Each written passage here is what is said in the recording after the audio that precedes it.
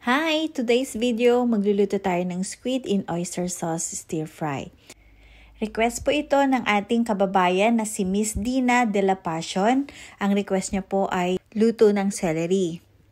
Tamang-tama po itong recipe natin na ito kapag nagluluto po ako ng celery. Isa ito sa mga paborito kong niluluto dahil napakadali lang at hindi masyadong komplikado ang mga ingredients at napakasarap pa. Tara at umpisahan na natin itong lutuin.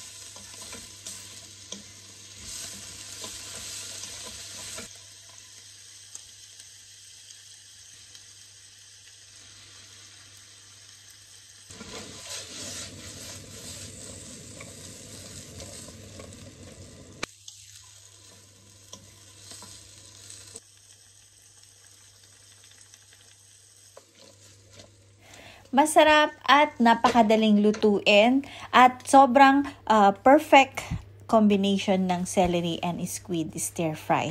Sana nagustuhan nyo tong ating recipe for the day. Thank you for watching. Sa lahat ng mga gusto pang mag-request, please comment down below para makita natin at next time lutuin din po natin para sa inyo. Bye!